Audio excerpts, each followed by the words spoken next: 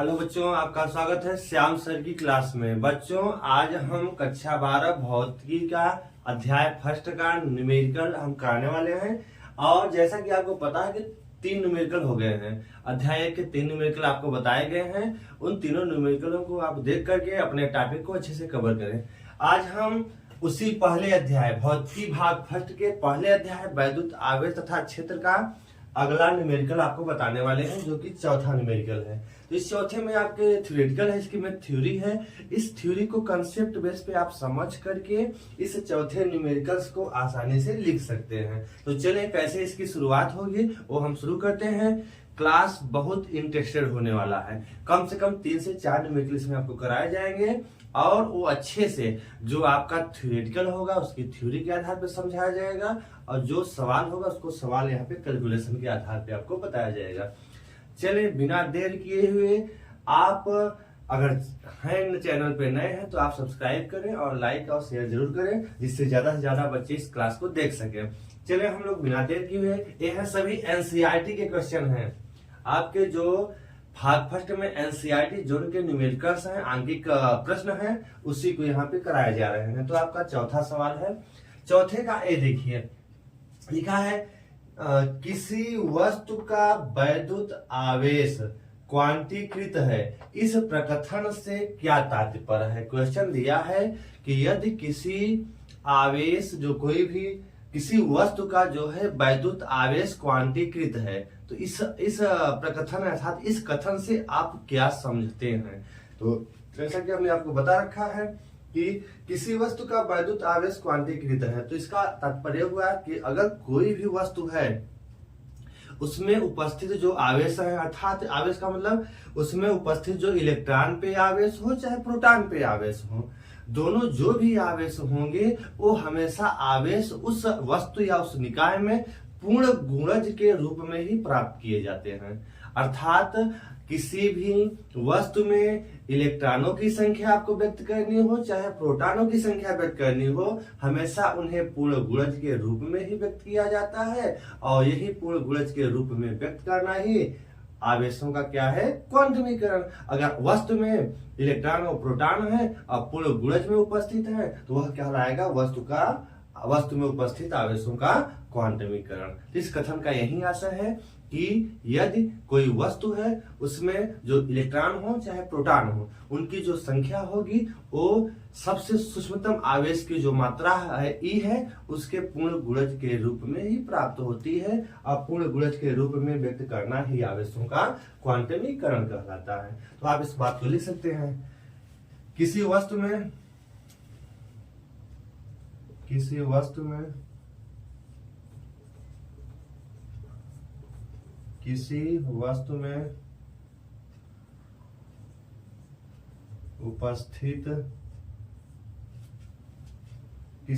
उपस्थित जो आवेश है, उपस्थित आवेश,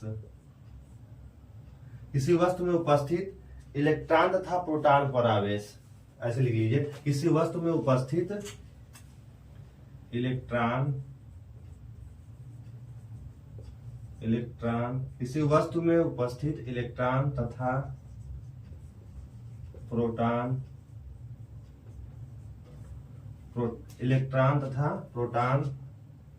पर आवेश पूर्ण गुणज के रूप में, पूर्ण गुणज आवेश पूर्ण गुणज के रूप में, मतलब इलेक्ट्रॉन तथा प्रोटॉन पर आवेश जो प्राप्त होता है वह क्या है, जो आवेश की सूक्ष्म मात्रा होती है। किसी वस्तु में उपस्थित इलेक्ट्रॉन तथा प्रोटॉन पर आवेश उसमें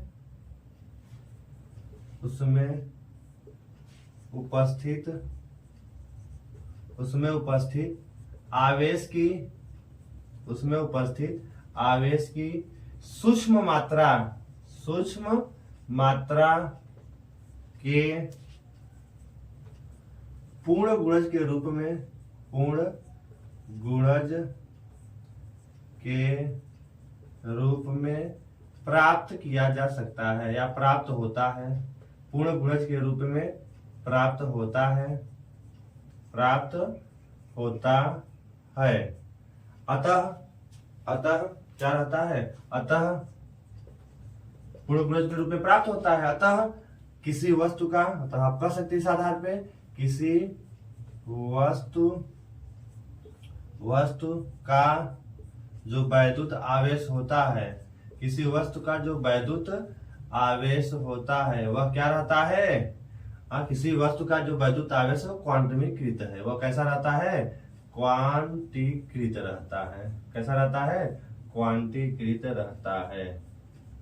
अब क्वांटीकृत का मतलब पता चल गया, मतलब पूर्ण गुणज। क्वांटीकृत का मतलब क्या है, पूर्ण गुणज के रूप में प्राप्त होता है। तो आपने देखा होगा कि अगर वस्तु में जितने इलेक्ट्रॉन है उतने ही क्या है, प्रोटॉन है। तो इलेक्ट्रॉन पे आवेश और प्रोटॉन पे आवेश, इनकी आवेश की सूक्ष्म मात्रा को हम ई से व्यक्त करते हैं। अगर सूक्ष्म मात्रा ई है तो और एक इलेक्ट्रॉन पे आवेश कितना होता है, 1.6 × 10⁻⁻19 कूलाम होता है। और हम उस पे आवेश निकालना है तो फार्मूला है Q बराबर N × E से आसानी से निकाल सकते हैं। तो आपका ए है, ए जो है उसका आपका सोल्यूशन है। तो ए वाले का सोल्यूशन आप लिख सकते हैं। मतलब किसी वस्तु का वैद्युत आवेश हमेशा क्या रहता है, क्वांटीकृत रहता है, मतलब पूर्ण गुणज के रूप में ही प्राप्त होता है, जो कि किस रूप में होगा, ई के रूप में प्राप्त होगा। तो आप इसका आंसर लिख सकते हैं पहले का। तो इस तरह से ए का आपका आंसर हो गया। इसका आप स्क्रीनशॉट लेकर के आप अपने नोट्स में लिख लीजिएगा। चले हम आगे चलते हैं, चौथे का बी चलेंगे हम लोग। चौथे का बी आंसर, चले देखिए, ए आप स्क्रीनशॉट लेके लिखिए, हम चलेंगे चौथे के बी के आंसर की ओर। चले चौथे का बी,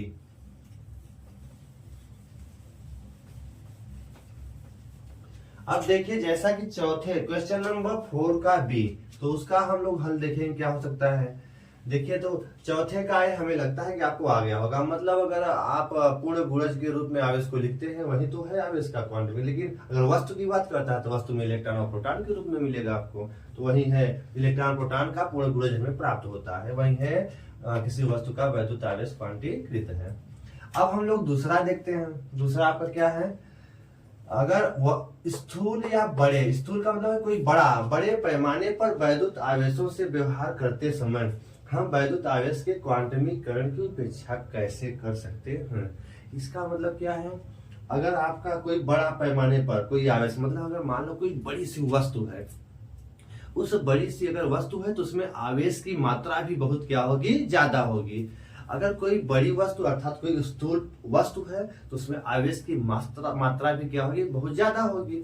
अब आप सोचिए, अगर किसी वस्तु में आवेश की मात्रा बहुत ज्यादा हो और उसमें से अगर हम एक इलेक्ट्रॉन निकाल लें या एक इलेक्ट्रॉन उसमें प्रवेश करा दें, तब उसके आवेश की मात्रा में ज्यादा आपको परिवर्तन देखने को नहीं मिलेगा। अर्थात कह सकते हैं इस आधार पे कि हम वैद्युत आवेश के क्वांटमीकरण की क्या कर सकते हैं, उपेक्षा। एक आवेश आया या गया, उससे उस पूरे बड़े वाले अर्थात स्थूल वस्तु में कोई परिवर्तन देखने को समझ में नहीं आता है। इसीलिए हम लोग आवेश के क्वांटमीकरण की क्या कर सकते हैं, उपेक्षा कर सकते हैं। तो हमें लगता है कि आपको आ गया होगा समझ में।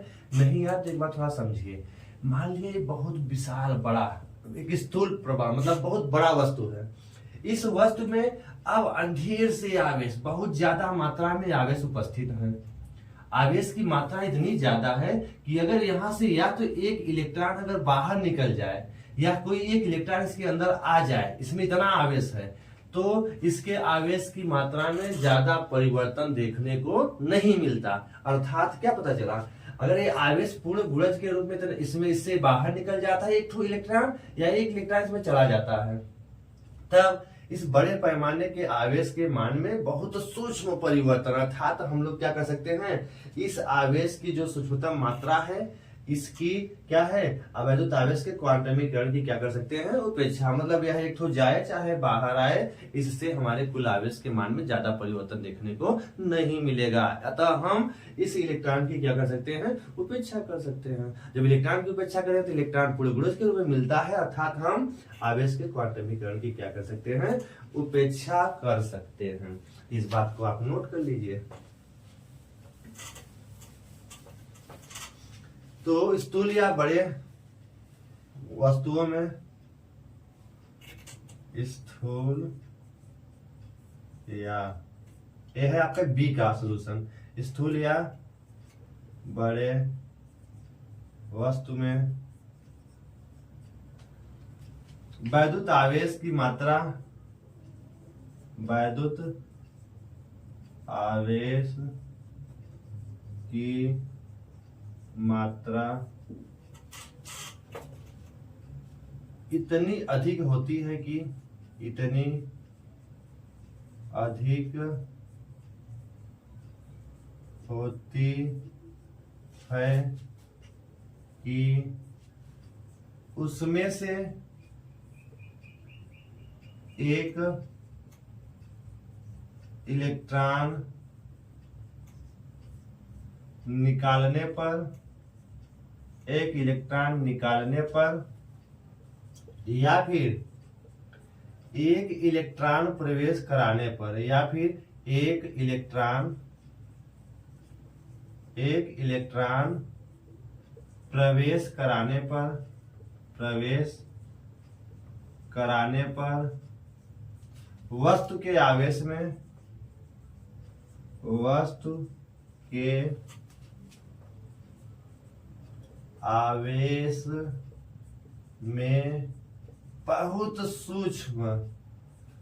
बहुत सूक्ष्म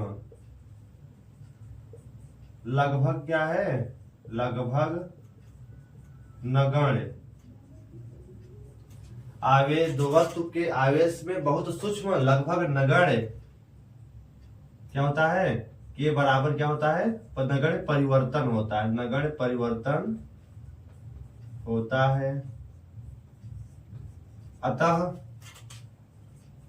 आप कह सकते हैं इस आधार पे क्या कर सकते हैं कि वैद्युत स्थूल या बड़े पैमाने पर वैद्युत आवेश से व्यवहार करते समय हम वैद्युत आवेश के क्वांटमीकरण की उपेक्षा कर सकते हैं। अतः स्थूल या बड़े पैमाने पर हम क्या कर सकते हैं, वैद्युत आवेश के क्वांटमीकरण की, वैद्युत आवेश के क्वांटमीकरण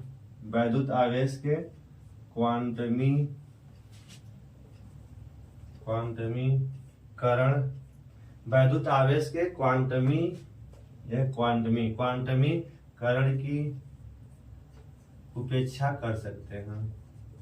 उपेक्षा कर सकते हैं। अर्थात अगर आपका विशाल कोई वस्तु है तो उसमें अगर आवेश की मात्रा इतनी ज्यादा होती है कि उसमें से अगर एक इलेक्ट्रॉन निकले या आ जाए तो उसके कुल आवेश की मात्रा में ज्यादा परिवर्तन देखने को नहीं मिलता। अतः हम जो उस विशाल निकाय के आवेश के क्वांटमीकरण की उपेक्षा कर सकते हैं। तो इस तरह से आपका चौथे का बी का आंसर हो गया। इसको भी आप अपने नोट्स में लिख लेंगे।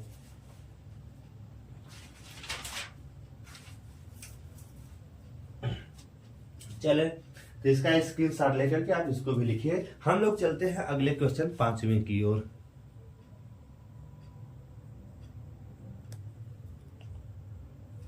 चले हम लोग 5वें सवाल की ओर चलते हैं। देखिए 5वां सवाल कह रहा है कि जब कहते हैं कि आवेश संरक्षण नियम से किस प्रकार सामंजस्य रखता है। मतलब आपने क्या पढ़ा, अगर मान लेते हैं यह है आपका कांच की छड़ है और यह है आपका रेशम। जब कांच की छड़ को रेशम से रगड़ते हैं तो दोनों में आवेश आ जाते हैं। यह प्रक्रिया या यह परीक्षण अन्य वस्तुओं के युग्मों में अगर करेंगे तो यह युग्मों में करने से यह प्रक्रिया उसमें भी पाई जाती है। तो आप कहां तक सहमत हैं कि इसमें वैद्युत आवेश का संरक्षण रहता है, मतलब रगड़ने से किसी प्रकार के आवेश का नुकसान नहीं होता है, न तो इसमें आवेश नष्ट हो रहा है न ही उत्पन्न हो रहा है। आप कहां तक सहमत हैं, कहां तक यह सामंजस्य रखता है। तो आपका क्वेश्चन क्या है पता चल गया। क्वेश्चन नहीं समझ में आया तो फिर से समझिए। एक कांच की छड़ है और एक रेशम है। जब कांच की छड़ को रेशम से रगड़ते हैं तो दोनों पर आवेश आ जाते हैं।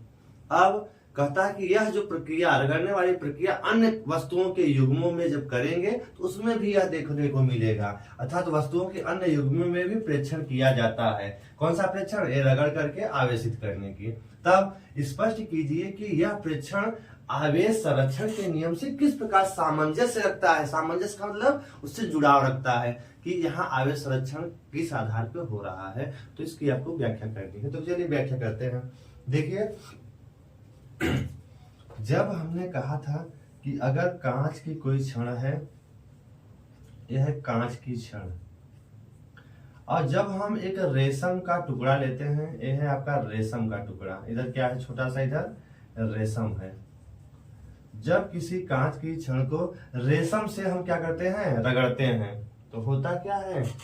जब रगड़ते हैं तो कांच की छड़ क्या होती है? धन आवेशित। इसका मतलब क्या है? जब शुरू में दोनों, अगर दोनों अलग अलग थे, जब शुरू में आपके कांच की छड़ हो या आपका रेशम हो, दोनों शुरू में क्या थे? ये आपका अगर कांच की छड़ है, ये क्या है? रेशम है। ठीक है, शुरू में ये दोनों क्या थे? शुरू में दोनों अनावेशित थे। जैसे ही दोनों को रगड़ा गया तो होता क्या है? कांच के इलेक्ट्रॉन कहाँ चले जाते हैं? रेशम में चले जाते हैं। कांच के इलेक्ट्रॉन कहाँ चले जाते हैं? रेशम में चले जाते हैं। तो कांच पे क्या बच जाएगा? धन आवेश बचेगा। मतलब कांच की छड़ को रेशम से रगड़ेंगे तो जितने, देखो इसमें से क्या होता है? जितने इलेक्ट्रॉन निकलेंगे, यहाँ से जितने इलेक्ट्रॉन निकलेंगे उतने ही रेशम में क्या होते हैं? चले जाते हैं, और आपका उतने ही आवेश यहाँ पे बचा रह जाता है। अर्थात कांच पर, अगर कहने का मतलब है, कांच से जब इलेक्ट्रॉन रेशम पे जाते हैं तो रेशम तो ऋण आवेशित हो जाएगा, कांच क्या हो जाएगा? धन आवेशित हो जाएगा। इससे ये पता चला कि जो कांच से इलेक्ट्रॉन निकले थे वो कहाँ चले जाते हैं? रेशम में, और आपके कांच में उतने ही क्या बच जाते हैं? धन आवेश बच जाते हैं। इसका मतलब क्या हुआ? आवेश संरक्षण का पालन हुआ। मतलब जो इलेक्ट्रॉन निकले वो रेशम में चले गए, तो इससे क्या हुआ? रेशम ऋण आवेशित हो गया उतना ही, कांच क्या हो गया? उतना ही धन आवेशित हो गया। अर्थात इनमें आवेश का किसी प्रकार से कोई नुकसान नहीं हुआ। तो आप कह सकते हैं कि इसमें क्या होता है? आवेश संरक्षण के नियम का पालन होता है। इसको आप नोट कर सकते हैं।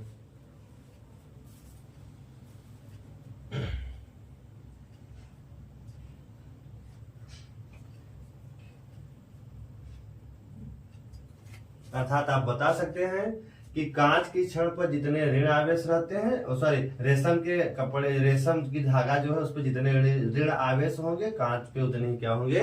धन आवेश। अर्थात जितने ऋण आवेश निकलेंगे उतने यहाँ धन आवेश बचे हैं। अर्थात यहाँ पे आवेश संरक्षण के नियम का क्या हो रहा है? पालन हो रहा है। तो इसको आप नोट कर लीजिए एक बार।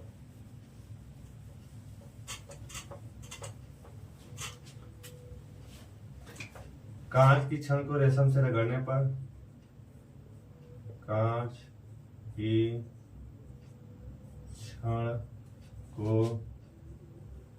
रेशम से रगड़ने पर रेशम में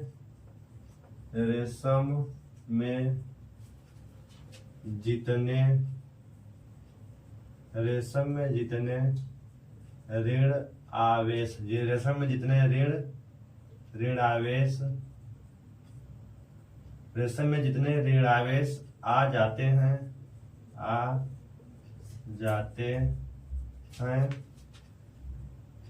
उतने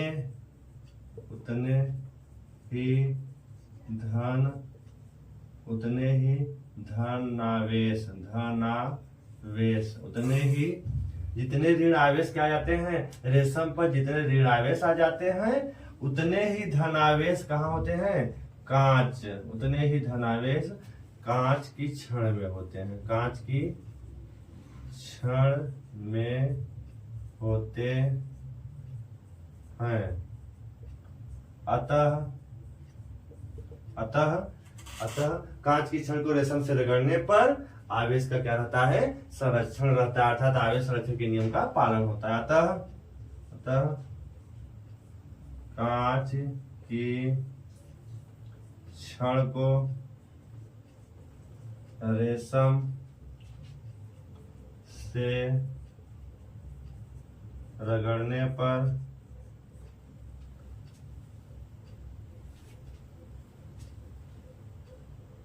अतः कांच की छड़ को रेशम से रगड़ने पर आवेश संरक्षण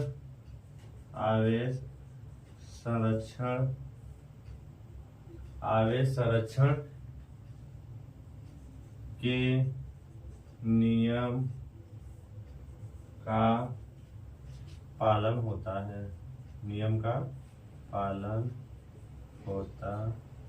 है। इस तरह से आप 5वें क्वेश्चन का आंसर अपने से लिख सकते हैं। तो हमें अपेक्षा है कि आपको इस भी क्वेश्चन का आंसर समझ में आ गया होगा कि अगर रगड़ते हैं तो जितने इलेक्ट्रॉन आपके रेशम में जाते हैं, जितने इलेक्ट्रॉन रेशम में ऋण आवेश रहेंगे उतने ही कांच में क्या रहते हैं, धन आवेश। अर्थात आवेश जितने निकले उतने वहां पे बचे रह गए। अतः यहाँ पे आवेश संरक्षण के नियम का पालन होता है। इसको भी आप 5वें का स्क्रीनशॉट लेके आप अपना लिख लीजिए। 5वां आप लिखिए, फिर अगला हम क्वेश्चन करते हैं, क्वेश्चन नंबर 6 करते हैं। तो चलिए 5वां आप लिख लीजिए जल्दी से। 8वें सवाल को देखते हैं। 4 बिंदु आवेश QA, QB, QC, QD किसी वर्ग के केंद्र पर रखे 1 माइक्रोकूलाम आवेश पर लगने वाले बल का मान आपको निकालना है। मतलब एक ठो वर्ग है, इस वर्ग A, B, C, D, ये वर्ग की 4 भुजाएं ABCD जो है AB, BC, CD और DA है। अब कहता है 4 बिंदु आवेश ये कहाँ स्थित है, ये भुजा, और इस जो आपके वर्ग की जो भुजा की लंबाई कितनी है, प्रत्येक भुजा अगर वर्ग है तो चारों भुजाएं आपस में बराबर होगी। इस प्रत्येक भुजा की लंबाई कितनी है, 10 सेंटीमीटर। तो अगर इसकी लंबाई आपकी 10 सेंटीमीटर है तो इस भुजा की लंबाई भी कितनी होगी, 10 सेंटीमीटर। इसकी भी लंबाई 10 सेंटीमीटर, इसकी भी लंबाई 10 सेंटीमीटर है। तब अगर अब आपको क्या करना है, मान लिया इस वर्ग के केंद्र O पर एक माइक्रोकूलाम का आवेश रखा है। और भी क्या बता रहा है, और यह जो 4 आवेश QA, QB, QC और QD एक वर्ग ABCD के शीर्षों पर, तो मान लिया तो सब पे यहाँ दिखाते हैं। A पर जो आवेश है QA, तो QA का मान कितना है, यहाँ पे QA है कितना है, 2 माइक्रोकूलाम। QB कितना है, यहाँ स्थित है। QB का मान यहाँ ले लेते हैं B पॉइंट, तो QB का मान कितना है, -5 माइक्रोकूलाम। QC कहाँ है, C पॉइंट पर, तो मान लेते हैं QC का मान कितना है, 2 माइक्रोकूलाम। QD का मान, QD यहाँ पे देखिए कितना है, QD जो दिया है -5 माइक्रोकूलाम। ये 4 कोनों पे आवेश अवस्थित है। अब कहता है बीच में इसके केंद्र पर O पर मान लिया एक माइक्रोकूलाम का आवेश रखा है। तब वर्ग के केंद्र पर रखे 1 माइक्रोकूलाम आवेश पर लगने वाला बल, मतलब इस 1 माइक्रोकूलाम आवेश पर कितना बल लगेगा। तो आपको आना चाहिए, देखिए QA आवेश भी इस 1 माइक्रोकूलाम आवेश पर बल लगाएगा। ठीक है, यह जो बल लगाएगा कौन सा बल होगा, अरे प्रतिकर्षण बल। यहाँ पे हम दिखाते हैं 1 माइक्रोकूलाम। तो यह जब अगर QA 1 माइक्रोकूलाम आवेश पे बल लगाएगा तो वह कैसे लगाएगा, इस डायरेक्शन में लगाएगा। मान लिया QA के द्वारा लगने वाला बल क्या है, F है। ठीक है, उसका डायरेक्शन प्रतिकर्षण बल। अब QB आवेश भी इस पे बल लगाएगा, क्या लगाएगा, बल लगाएगा। तो यहाँ पे प्लस आवेश, यह भी यह माइनस आवेश है, यह माइनस आवेश, ये क्या है, प्लस आवेश। इसमें जो QB की दिशा किधर होगी, अरे QB क्या होगा, आकर्षण बल लगेगा। -5 आवेश प्लस 1 कूलाम, -5 माइक्रोकूलाम और 1 माइक्रोकूलाम। तो ये ऋण है, ये प्लस है, तो क्या होगा, आकर्षण बल, मतलब यह इसको अपनी ओर आकर्षित करेगा। तो यह है Q, मान लिया यह जो बल है वो है FB। क्या है, FB। अब यह आवेश जो QC है वह भी इस पे बल लगाएगा, लेकिन यह प्लस है, यह भी प्लस है, तो इसमें जो बल लगेगा क्या होगा, प्रतिकर्षण बल होगा। तो यह हमने मान लिया FC लग रहा है, इसके द्वारा इस पे लगने वाला बल क्या है, FC है। अब डी पॉइंट पर स्थित आवेश भी इस पे बल लगाएगा, तो ऐसे लगाएगा। तो यहाँ पे देखिए यह माइनस है, यह प्लस है, तो इसमें जो बल लगेगा वो किधर लगेगा, मान लिया वह बल डी या पर डी लगता है, उसका डायरेक्शन किधर होगा, ऊपर की ओर होगा। इस तरह से हमने आपको बता दिया, चारों बलों के डायरेक्शन को हमने आपको बता दिया। मतलब जो 2 माइक्रो कूलाम भी इस पे बल लगाएगा, -5 माइक्रो कूलाम भी इस पे बल लगाएगा, प्लस 2 माइक्रो कूलाम भी इस पे बल लगाएगा, -5 माइक्रो कूलाम भी इस पे बल लगाएगा। क्योंकि यह धन और धन आवेश था तो इधर इसका प्रतिकर्षण बल, यह माइनस ये प्लस था तो आकर्षण बल, यह प्लस था यह भी प्लस था तो प्रतिकर्षण बल तो इधर लगेगा, और यह आपका प्लस था ये माइनस था तो कौन सा बल लगेगा, आकर्षण बल लगेगा। अतः देखिए 1 माइक्रो कूलाम आवेश पर कुल बल क्या होगा, अरे सभी ए बी सी डी पर स्थित आवेशों के द्वारा लगाए गए बलों के योगफल के बराबर कुल बल होगा। तो कुल बल अगर आप निकालना है तो आप चाहे तो कुल बल निकाल सकते हैं। तो पहले तो एक चीज यहाँ आपको पता होनी चाहिए कि जो भुजाएं हैं, तो यहाँ लिखते हैं आपकी जो भुजा है ए बी और कौन सी है, बी सी और कौन सी है, सी डी और कौन सी है, डी ए। इन भुजाओं की लंबाइयां, इन भुजाओं की अगर हम लंबाई की बात करें तो इन भुजाओं की लंबाई क्या है प्रत्येक की, 10 सेंटीमीटर, जो कि किसके बराबर होगा, 10 सेंटीमीटर को अगर आप किस में बदलेंगे, मीटर में बदलेंगे तो कितना हो जाएगा, 10 गुणे 10 के घाते -2 मीटर। इसको जब सॉल्व करेंगे तो क्या हो जाएगा, हल करेंगे तो अगर हल करेंगे तो 10 के घाते -1 मीटर आएगा। आप चाहे 10 घाते -1 मीटर ही लिखिए।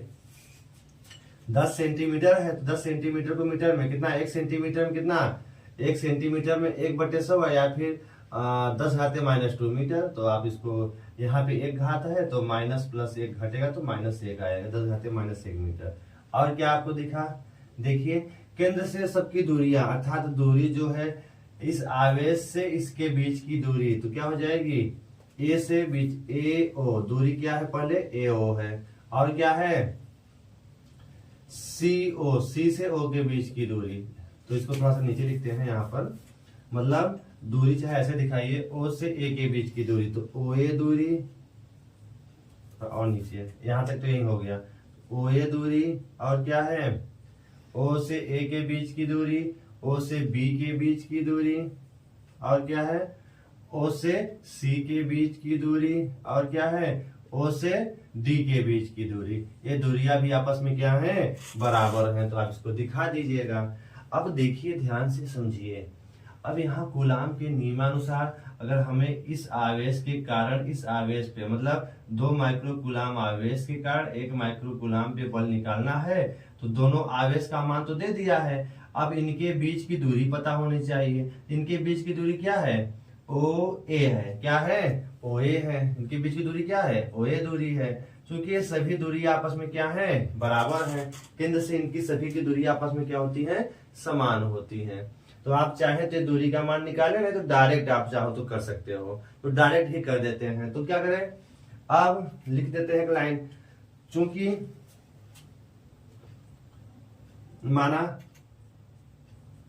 माना ओ बिंदु पर रखे, माना ओ बिंदु पर रखे आवेश, ओ बिंदु पर रखे 1 माइक्रो कूलाम आवेश, 1 माइक्रो कूलाम आवेश पर लगने वाला बल क्या है, एफ मान लेते हैं, क्या है, वेक्टर एफ है।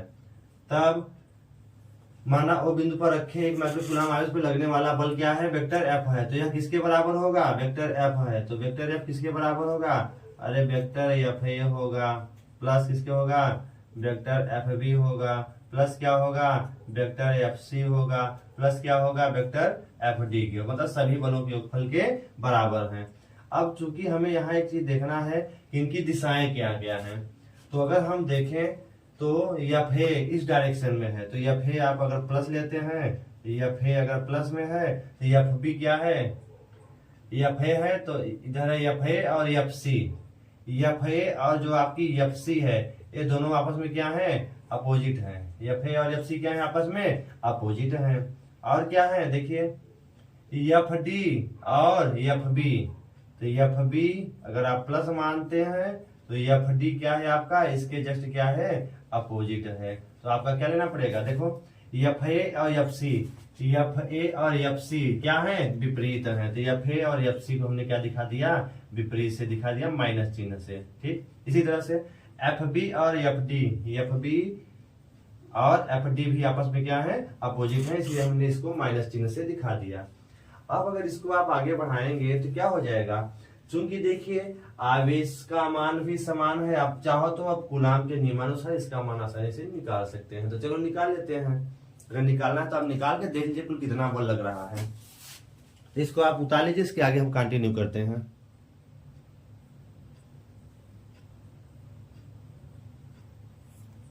इसको उतारे, हम इसको आगे कंटिन्यू करते हैं। चलिए इसको हम आगे बढ़ाते हैं, इसको आप ध्यानपूर्वक देखिए। देखिए अब F A plus F B minus क्या हो जाएगा, एफ सी, और माइनस क्या हो जाएगा, एफ डी हो जाएगा। माइनस क्या हो जाएगा, एफ डी हो जाएगा। अब आप इसको आगे बढ़ाइए, इसके मान रखिए। चूंकि एफ ए जो है, एफ ए किसके किसके बीच क्या है, एफ ए, तो 2 माइक्रो कूलाम 1 माइक्रो कूलाम, तो कूलाम का नियम लगाइए। तो आप 1/4 पाई एप्सिलॉन नॉट और क्या करेंगे, क्यू ए। ठीक है, तो क्यू ए का मान डायरेक्ट हम रखते हैं। ठीक है, तो यहाँ पर एक चीज आपको बता देते हैं, तो आप इस फार्मूले से चाहेंगे तो कुल बल निकाल सकते हैं। चूंकि एक चीज देखो, फिर यहाँ देख लीजिएगा, चूंकि आप याद रखिएगा क्यू ए का मान कितना है, क्यू ए हो आपका हो, तो कहने का मतलब अगर कहीं भी 2 माइक्रो कूलाम लिखा है, जिसको कूलाम में बदलेंगे तो क्या हो जाएगा, 2 × 10⁻⁻6 कूलाम आएगा। माइक्रो को बदलना है कूलाम में 10⁻⁻6 कूलाम। ऐसे 5 माइक्रो कूलाम में क्या हो जाएगा, 5 × 10⁻6 माइक्रो कूलाम। तो इसके मान हम डायरेक्ट अब लिखेंगे, तो इसको आप याद रखिएगा। तो चलो फिर हम लोग आगे चलते हैं। तो इसको आप याद रखिएगा एक पॉइंट यहाँ पे, कि चूंकि आपको पता होना चाहिए 1 माइक्रो कूलाम में होता है 10⁻⁻6 कूलाम। इस पॉइंट को आप नोट करके रखेंगे। तो हम करेंगे क्या, एफ ए किसके किसके बीच है, 2 माइक्रो कूलाम और 1 माइक्रो कूलाम। तो एफ ए का मान 1/4 पाई एप्सिलॉन नॉट और 2 माइक्रो कूलाम, तो 2 × 10⁻⁻6 और Q1 और Q2 का मान क्या है, 1 माइक्रो कूलाम। तो 1 × 10 क्या हो जाएगा, -6। ठीक है, अपान क्या हो जाएगा, अपान क्या है, दूरी क्या है, यहाँ से ए ओ दूरी क्या है, ए ओ दूरी है। ठीक है, प्लस वही काम फिर करिए, एफ बी का मान, एफ बी का मान कहाँ है, ए है एफ बी का मान, तो वही मान एफ बी का मान क्या था, एफ बी का मान है वही का 1/4 पाई एप्सिलॉन नॉट और क्यू बी। तो क्यू बी का मान कितना है, -5 माइक्रो कूलाम, तो 5 एफ बी का मान। ठीक है, तो इसको प्लस दिशा में लेते हैं, तो 5 × 10⁻⁻6 इंटू Q1 और Q2 का मान कितना है, 1 माइक्रो कूलाम। 1 × 10⁻⁻6 अपान दूरी क्या हो जाएगी, तो यहाँ पे इसका स्क्वायर होगा ना दूरी का, 1/4 pi epsilon not Q1 Q2 upon R square, 1/4 pi epsilon not Q1 Q2 upon R square. तो R के स्थान में क्या है, OB का स्क्वायर है। आगे इसको बढ़ाएंगे, अब इसको क्या लिखेंगे, -FC। तो -FC क्या लिखेंगे, 1/4 पाई एप्सिलॉन नॉट FC मतलब यहाँ पर है क्या क्या है, 2 × 10⁻⁻6 इंटू 1 माइक्रो कूलाम, एक को क्या लिखेंगे, 1 × 10⁻⁻6 कूलाम, बटे दूरी क्या है इनके बीच की, OC का स्क्वायर है। ठीक है, फिर आप आगे चलिए देखिए, आगे क्या है, -FD। तो -FD का मान कितना हो जाएगा, 1/4 पाई एप्सिलॉन नॉट, ये है FD, और आपका आवेश है 5 × 10⁻⁻6 इंटू और क्या है यहाँ पर 1 × 10⁻⁻6 अपान क्या हो जाएगा, OD का स्क्वायर हो जाएगा। चूंकि अभी आपने क्या देखा था, AO किसके बराबर है, OA। यहाँ देखिए दूरी यहाँ पे आप अगर O लिए हैं तो OA यहाँ भी ले लीजिए, OA ले लीजिए। ठीक है, चूंकि आपने अभी क्या देखा था, ओ ए जो है ओ बी के बराबर है, ओ बी किसके बराबर है, ओ सी के बराबर है, और ओ सी किसके बराबर है, ओ डी के बराबर है। पॉइंट है, आप इसको याद रखेंगे। अब जब आप ओ ए के स्थान पे ओ बी ओ सी ये सभी बराबर हैं, ये दूरियां सबकी क्या हो जाएंगी, बराबर। अगर हम दूरी बराबर कर दें तो इसको एक पॉइंट आगे लिखते हैं, तो एक कुल बल आपका आ रहा है। इसको आप ले लीजिए, स्क्रीनशॉट लेके लिखिए, फिर हम आगे कंटिन्यू करते हैं। आगे चलिए इधर कर देते हैं थोड़ा सा।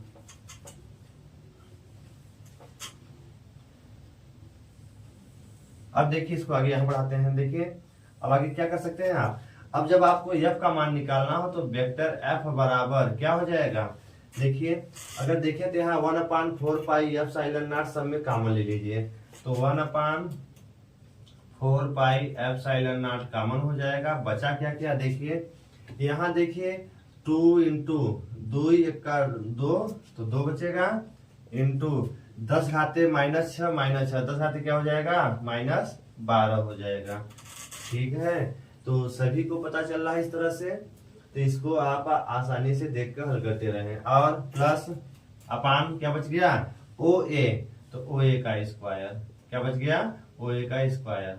आगे देखिए प्लस यहां से ये कॉमन हो गया तो बचा क्या, 5 का 5 इंटू 10 घाते -6 क्या हो जाएगा, -12। अब ओ बी जहां लिखा उसको क्या लिख सकते हैं, ओ ए लिख सकते हैं, तो ओ ए का स्क्वायर हो गया। ठीक है, आगे देखिए फिर क्या है, माइनस वाला, तो माइनस है, फिर क्या है, तो माइनस करके आप इसको चाहें तो वहां अगर आपको दिख रहा है तो ठीक है, नहीं तो हम इसको आप इसको लिख लीजिए, हम इसको आगे कंटिन्यू करते हैं। इसको आप लिख लीजिए, हम उधर कंटिन्यू करें, क्योंकि आगे आपको दिखेगा नहीं इधर।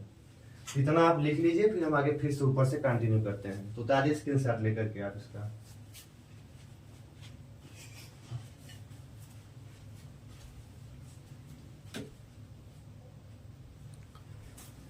अगर आपको दिख रहा है तो यहाँ एक लाइन हम नीचे यहाँ पे आपको बढ़ा देते हैं। देखिए तो आप यहाँ पे अगर f का मान निकालना चाहें तो वेक्टर f बराबर क्या हो जाएगा, 1/4 पाई एफ साइलन नॉट। जब कॉमन लेंगे तो बचेगा क्या, 2 का 2 इंटू 10 घाते -6 -12 अपान ओ ए का स्क्वायर बचेगा।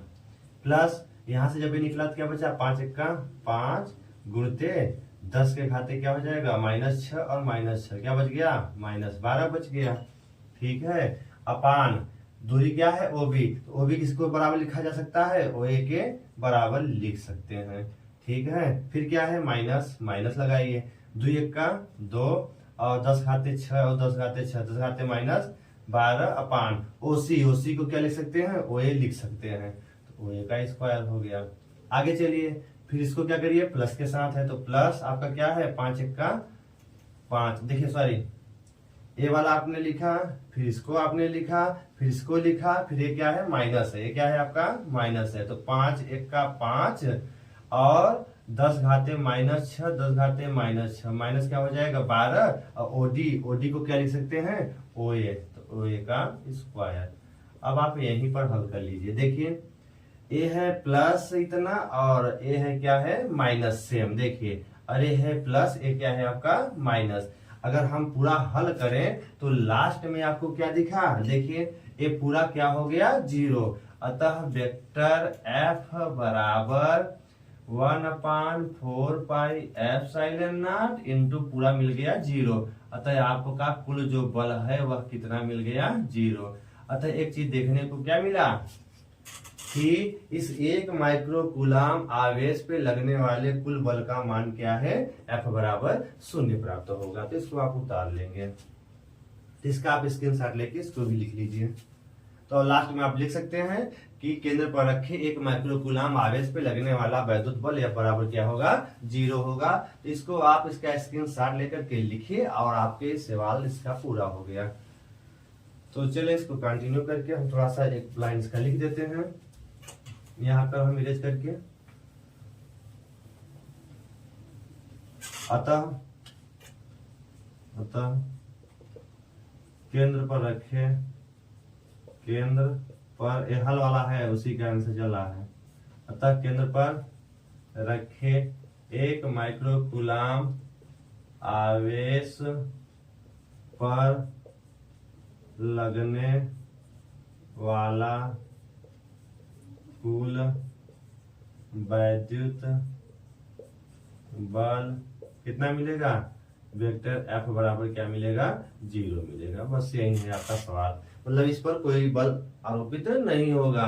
क्यों? ऐसे अपने तर्क से भी देखिए, जितना यह एफ बी इधर लगा रहा है उतना एफ डी इधर लगा रहा है, तो अर्थात एक दूसरे के प्रभाव को निरस्त कर देंगे। जितना एफ ए इधर लगा रहा है उतना एफ सी क्या लगा रहा है? इधर लगा रहा है, तो एक दूसरे के प्रभाव को निरस्त कर देंगे। अंततः एक माइक्रो कूलाम आवेश पे कोई बल आरोपित नहीं होगा। इस तरह से आज आपके 3 सवाल हुए इसमें। इन तीनों सवालों को आप अपने फिगर में उतार करके और इसको समझ करके लगा लीजिए। एक बार में न समझ में तो उसको 2 बार वीडियो पीछे बैक करके आप 2 बार इसको देख करके लगा लीजिए, और लगाने के बाद आप इसको जरूर प्रैक्टिस किया करें। आप प्रैक्टिस कैसे करना है? इसको बंद कर देना है और अपनी बुक को उठानी है, बुक से सवाल पढ़िए और अपने रफ में सवाल को लगाइए। आप अपने से फिगर बनाइए, अपने से लगाइए, तभी जाकर के आपका सवाल अच्छे से तैयार होगा। आप प्रैक्टिस करते समय अगर मान लीजिए कहीं आप फंस जाते हैं तो आप उठा के एक बार सवाल को देख लीजिए, लेकिन फिर सवाल को बंद करिए फिगर को, फिर आप रफ में प्रैक्टिस करेंगे तो आपके सवाल अच्छे से तैयार होंगे। तो सवाल लगाने के लिए, सवाल तैयार करने के लिए आपको बार बार प्रैक्टिस करना पड़ता है। इसीलिए आप बार बार प्रैक्टिस करके अपने सवाल, अपने आंकिक प्रश्नों में जो डर है उस डर को दूर कर सकते हैं, और जरूर इसको आप प्रैक्टिस करिएगा। आज तरह से 6 सवाल हो गए हैं। अगले सवाल अगले टॉपिक में आपको मिल जाएंगे। अतः अगर आपको ये क्लास अच्छा लगा है तो आप लाइक करें, सब्सक्राइब करें और शेयर करें बच्चों के पास ज्यादा से ज्यादा, और आप कमेंट में बताएं कि आपको क्लास कैसा लगा।